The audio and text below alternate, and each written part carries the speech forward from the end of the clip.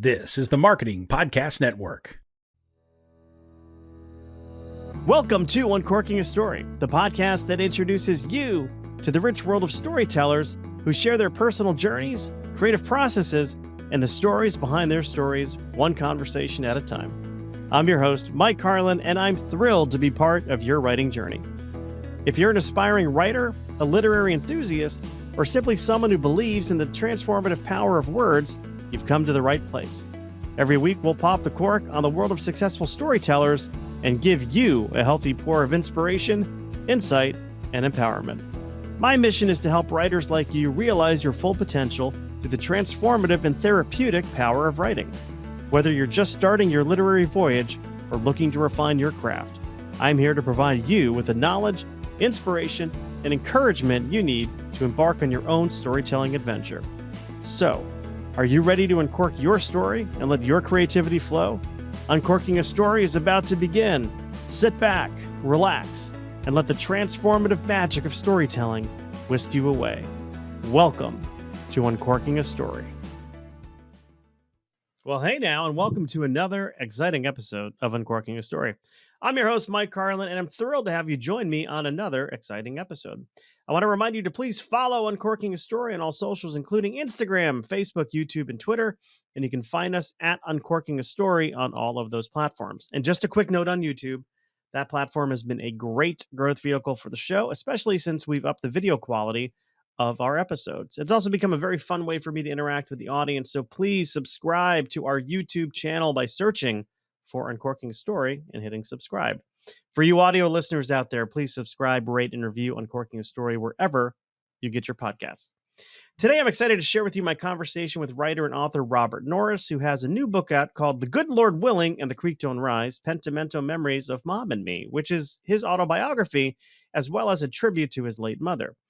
He's got a really interesting story about his life during the Vietnam War and how some of the decisions he made during that tumultuous period of time impacted the rest of his life. But that is his story to tell, and we'll let him tell that momentarily. I did want to reflect for a moment on how I met Robert, which is pretty different from the way I usually meet my guests. He cold called me. Typically I book guests through their publicists and have no interaction with them before I interview them, but Robert went directly to me. He went directly to the source. He started off his letter to me. I say he cold called me. He cold emailed me, and no one calls anymore.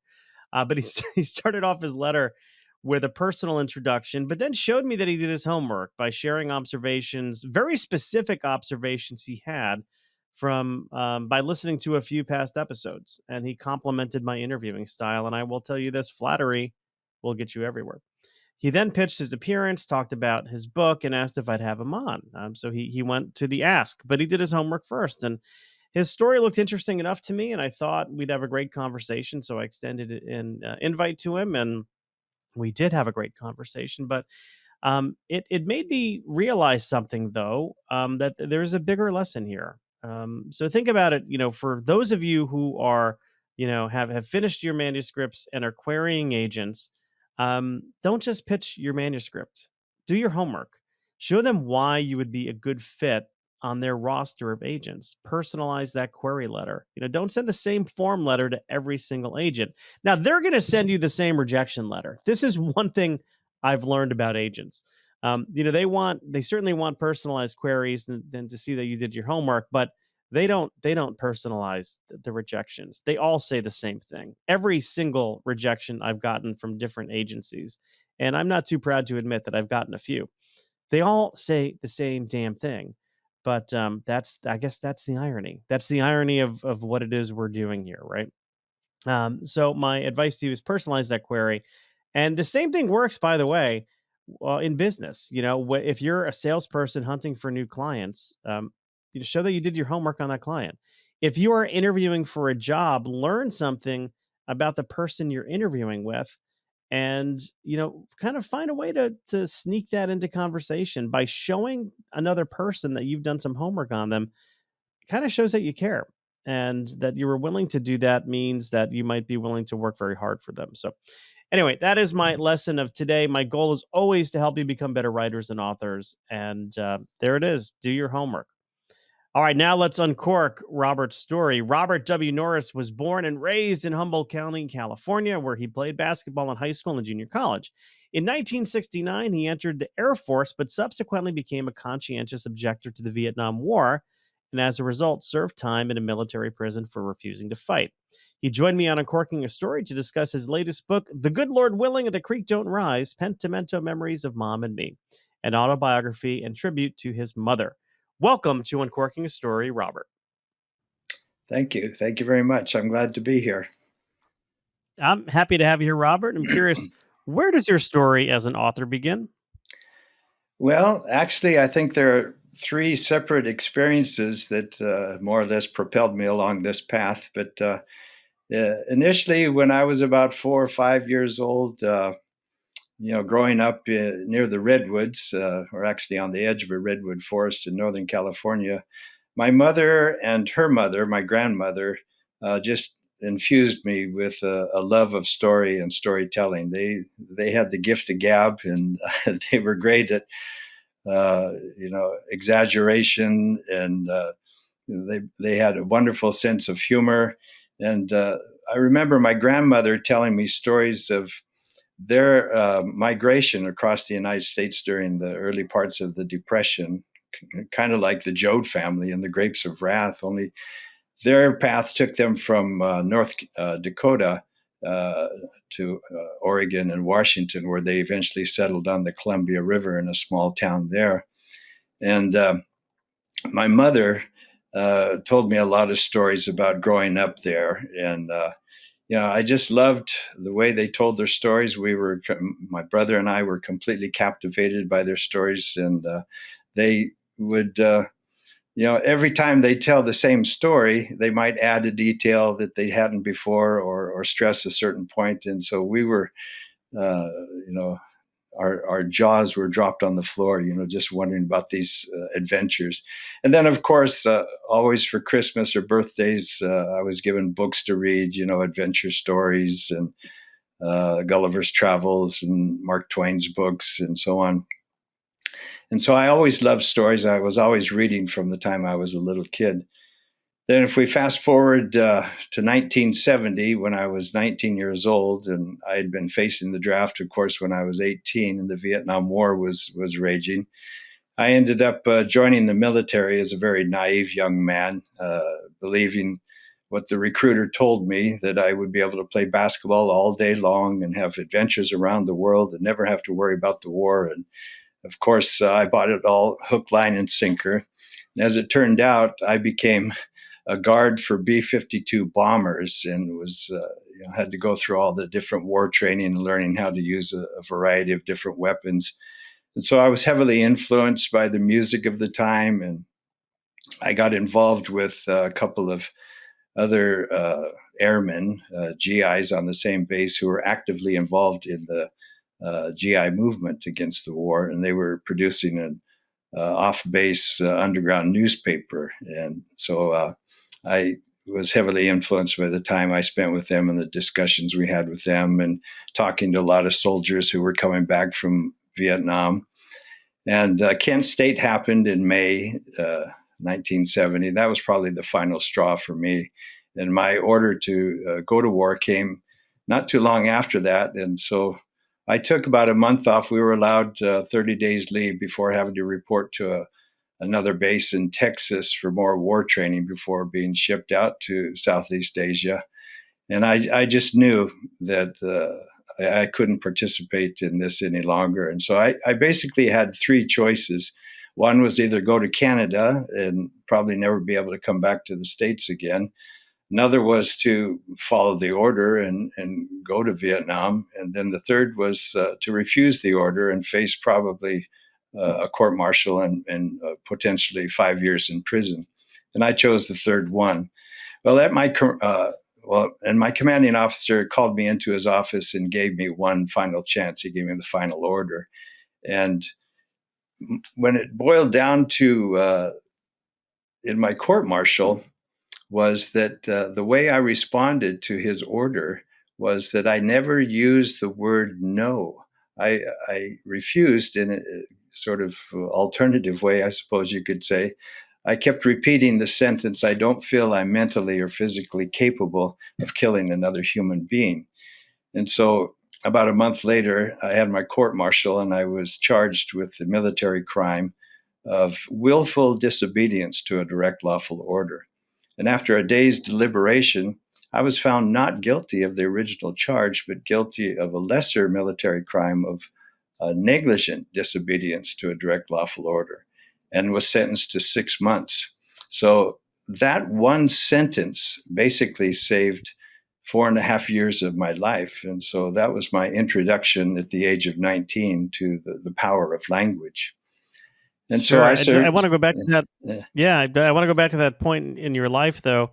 What was that commanding officer's reaction to you? I mean, did he have any kind of sympathy or empathy for you, or did those characteristics not exist in the military at that time?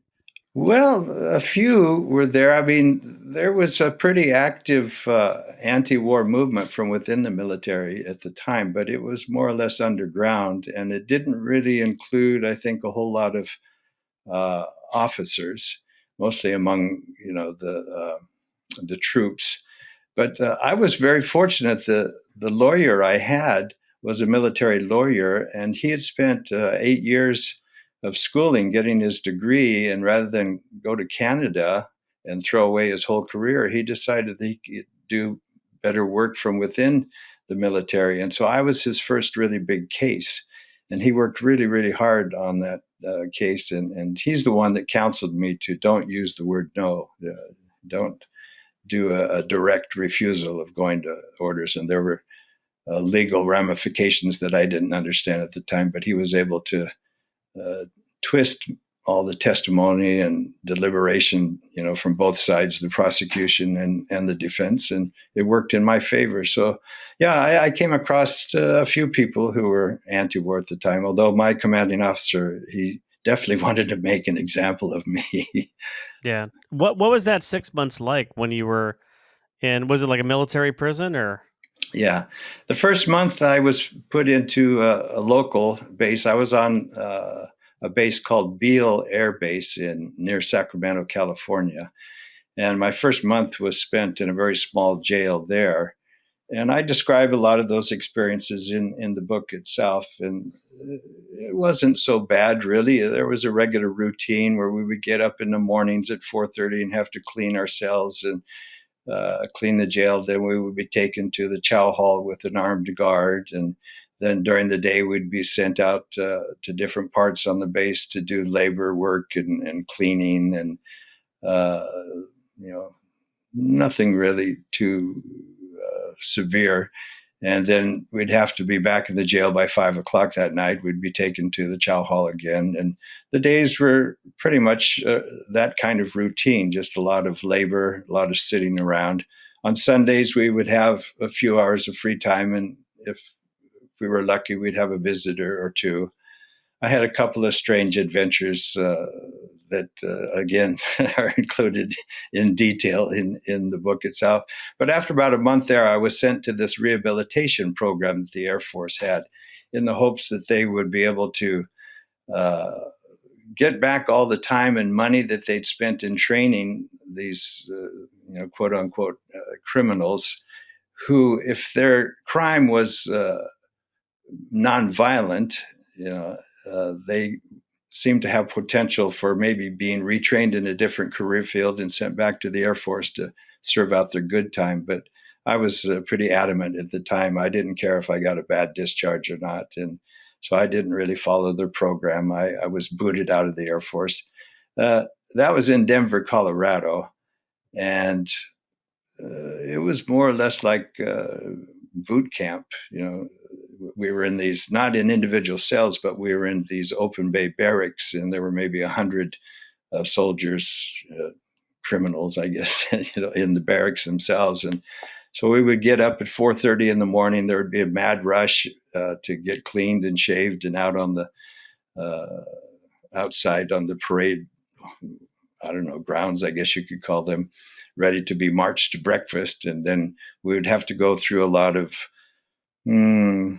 I thought of them as kind of brainwashing classes, but that was part of their rehabilitation program, was to reinstill the idea of patriotism and the dangers of communism and this kind of thing, and the righteousness of the war. And most of the inmates, kind of just laughed most of that stuff off, although most of them played the game and returned after their bad time was up to the service in a different career field. But I was let go. I was allowed to get out of the military after my 6 months were up and return to society after that.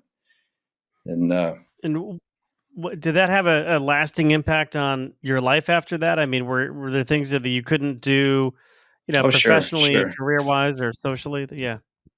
Yeah, I was given what was called an undesirable discharge, which was not as bad as what they called a bad conduct discharge or a dishonorable discharge. Those are reserved for pretty severe, treasonous type of crimes and something along the lines, if you had committed some kind of robbery or serious crime, then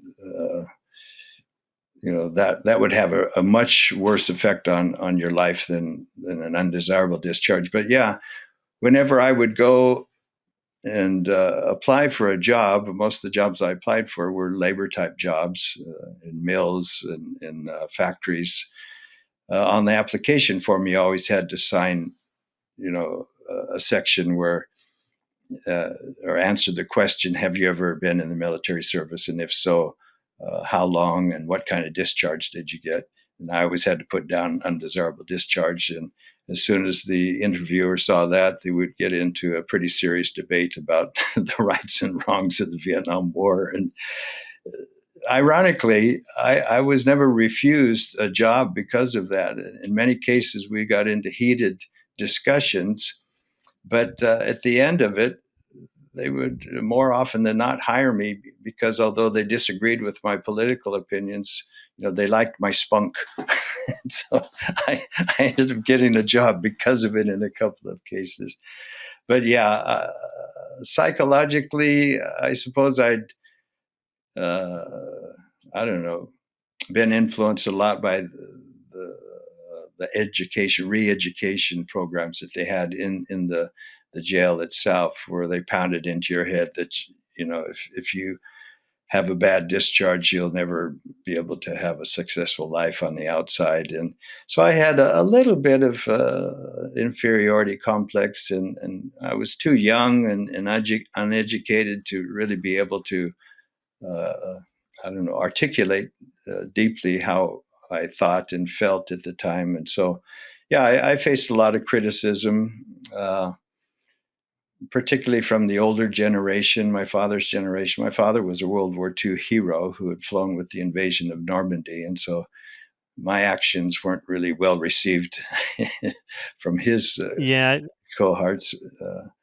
But yeah, I tried to go back to school for a while, but by that time, and play basketball. But by that time, my experiences had taken me along a different course. I felt completely not really alienated, but just different from the younger kids who were going to school. I was 20, 21 at that time, and most of them were 18. And so I dropped out of school, and eventually, on like a lot of young hippies of that time, I went on a kind of search for identity, and I hitchhiked across the states, bummed around Europe for a few months. And actually, this is the third part that really played a large role in getting me to think about writing. And that was during my travels in Europe. I constantly came across a lot of young Europeans who were basically doing the same thing, backpacking around and camping out and gathering in groups in the evenings and discussing things that were going on in the world.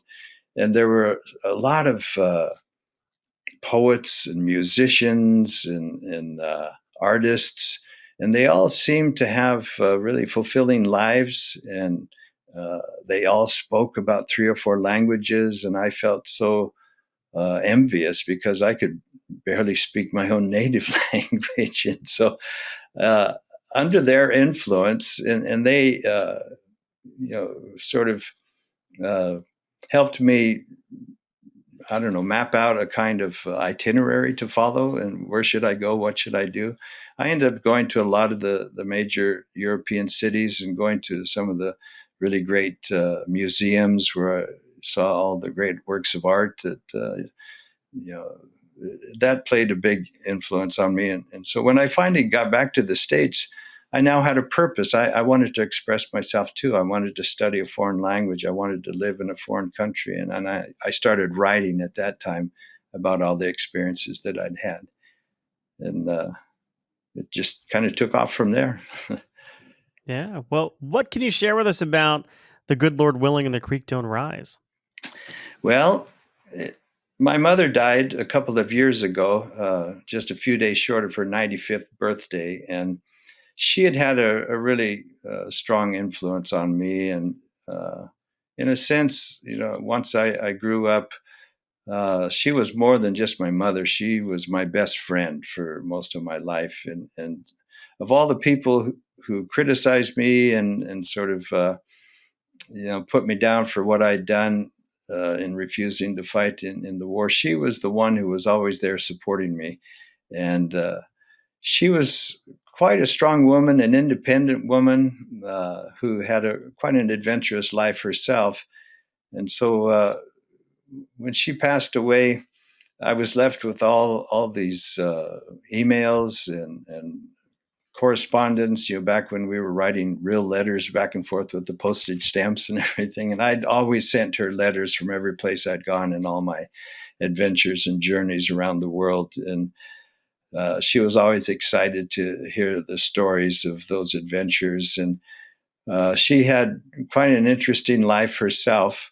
And so I wanted to kind of preserve her spirit, so to speak. And I used a lot of that material. A lot of my earlier books had been, quite strongly autobiographical. So I had a lot of material from my own earlier writing and experiences that I could tweak and put together. And I thought, well, let's combine both of these into one story. And so I'm 72 now, and I thought, well, maybe this is the last book that I'll write. I might as well get it all down there. And as I was writing, I understood that her life was even more interesting than my own. And so the first half of the book is really a lot of her family stories, and then my early years of growing up, the Air Force and anti-war experiences, and then the journeys abroad. I also took another journey in 1977 where I started in Paris, heavily under the influence of all the expatriate writers of the 1930s like Hemingway and Henry Miller, and trying to follow their footsteps. And I ended up meeting an Iranian and an Afghan while I was in Paris, and went back to their countries with them. So I went through Iran and Afghanistan. This is before the Iranian Islamic Revolution there. India at the end. And so there was a lot of material to write about.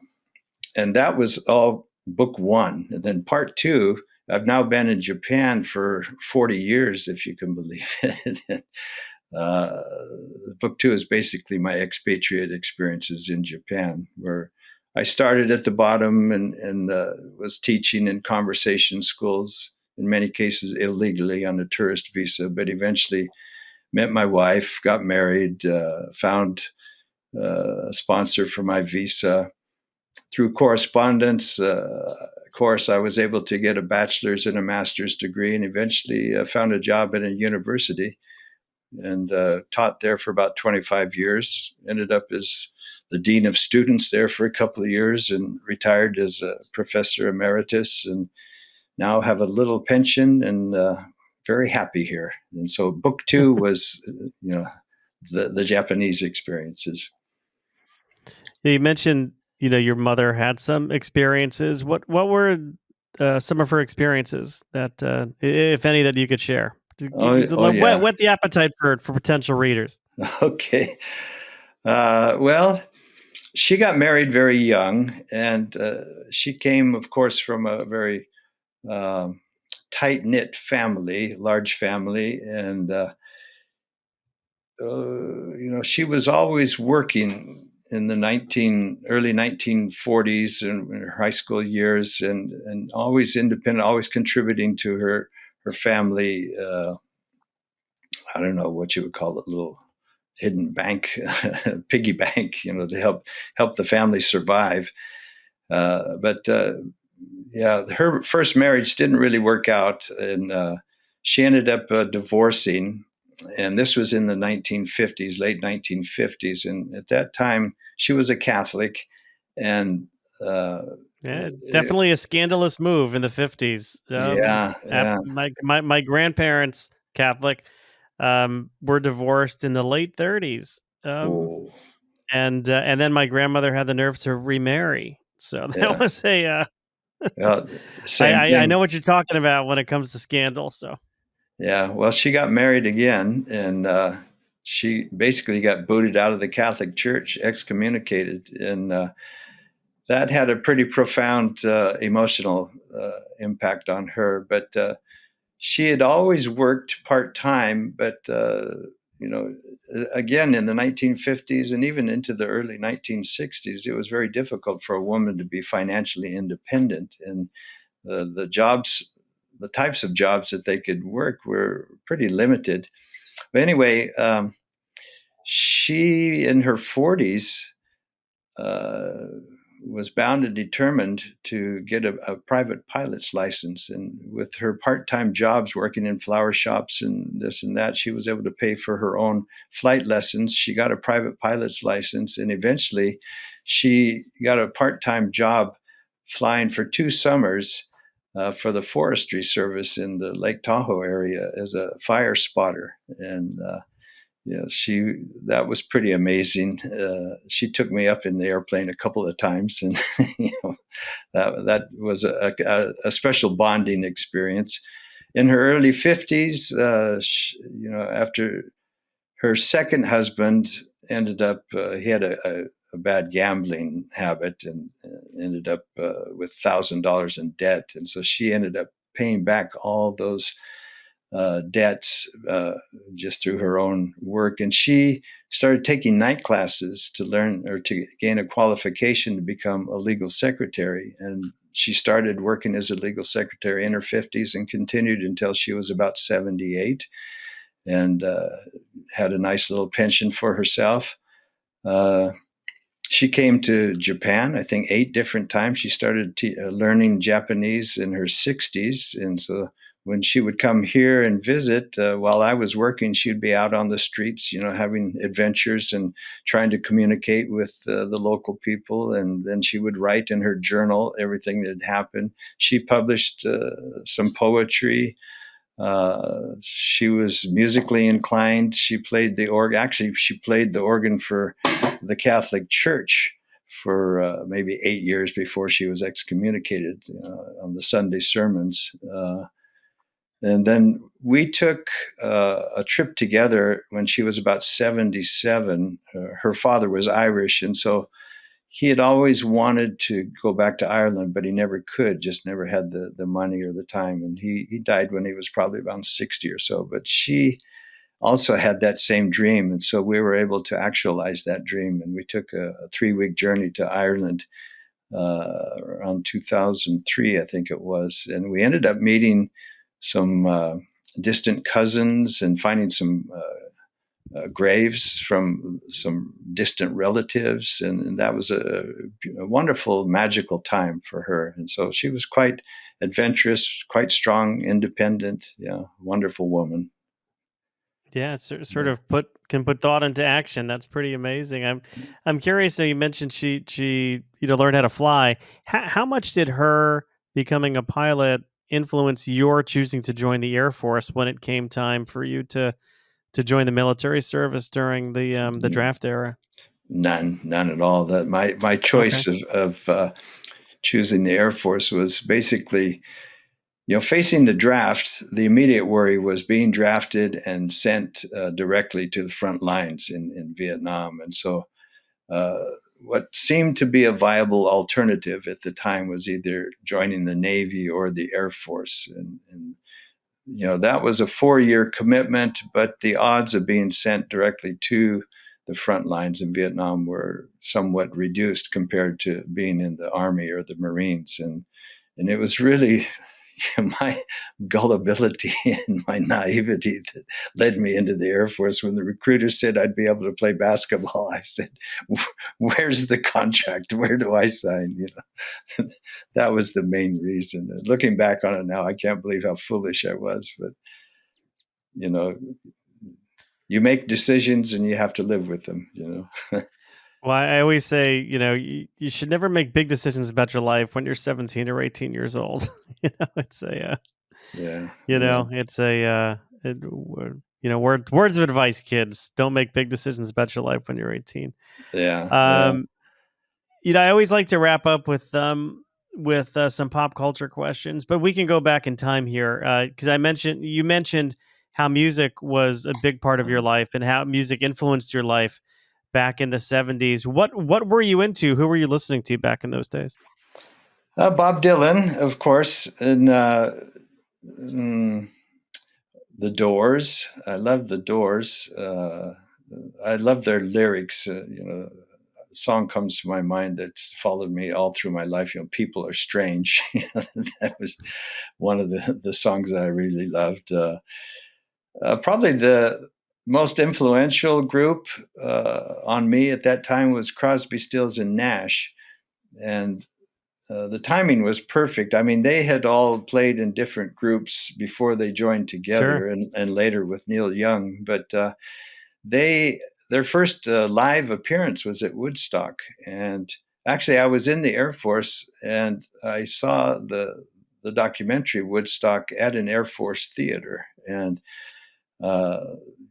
they just harmonized so beautifully. And then later, they were very politically oriented as well. They following Kent State, they put out a song called Ohio, and Sure.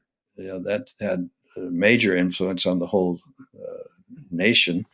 And earlier than that, songs like Wooden Ships talks about the young people leaving the United States, just in frustration over the war, and almost cut my hair. I had once I got out of the Air Force, I was completely captivated by the counterculture, and my hair was down to my shoulders, and I had a big scraggly beard. And I have to admit that I experimented with everything that everybody else was experimenting with. So, and, a lot of that stuff is coming back, but for therapeutic purposes now. Yeah. I've kept abreast with that in the news, and that's nice to know. But these days, it seems that the pot that they're growing is many, many times stronger than what we were smoking back in 1969 or so. I've heard the rumors. That's what I can share about that. But even with psychedelics, with LSD and mushrooms, they're actually using them in treatments for PTSD. Microdosing. And in microdosing and controlled settings, but still, it's like they're finding these mind altering substances might have some therapeutic value. Yeah, I hope so. I can admit to one thing. While I was in that military prison back in Denver, there were a lot of guys who got out of the program who had passed beyond their what would you call it, expiration date, for the, they'd served their time, but the Air Force hadn't really decided on what to do with them, whether to send them back to the Air Force or kick them out with some kind of discharge. And so they were not restricted to the base. They could go into downtown Denver on the weekends and whatnot, to the bars or whatever they were doing. And there were a lot of hippies in Denver at that time. And so some of these guys would actually come back onto the base with a few goodies that they would pass around to some of the other the inmates.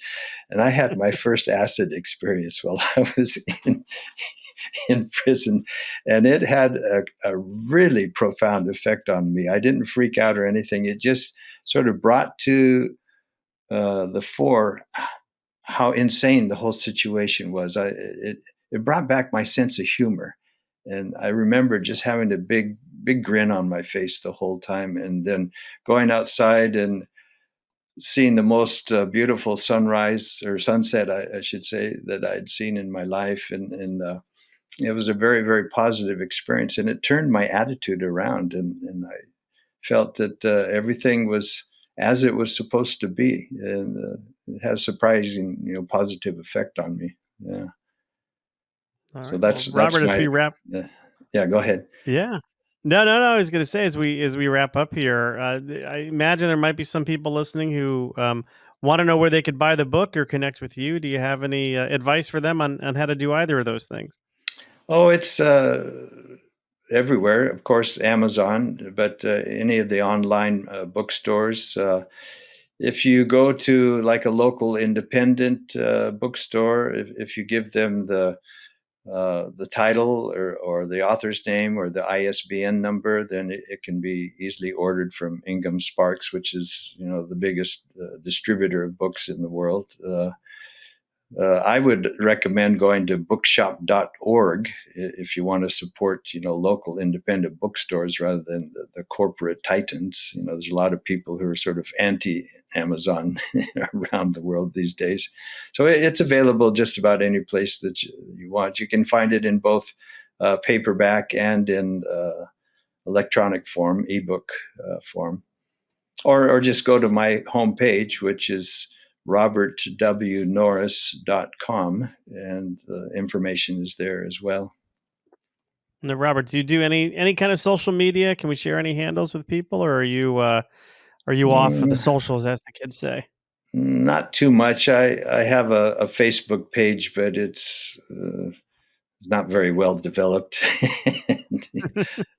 But my website is good enough. On the website, you can find links to reviews and interviews like this one, and so from my point of view, I think that's enough. I don't need to plaster my face all over the place. Might get into more trouble. You don't need to share what you're having for dinner with everybody, or take pictures of. No. Those are top secret for just my wife and me. There you go. Well, that's they got to keep something left to the imagination. But I will be sure to put the links to bookshop.org as well as to your website in our show notes, so people can easily find your book and your website. Robert, thank you so much for coming to Uncorking a Story and letting me uncork yours. Yeah, thank you very much. It's been a good time. Yeah, take care.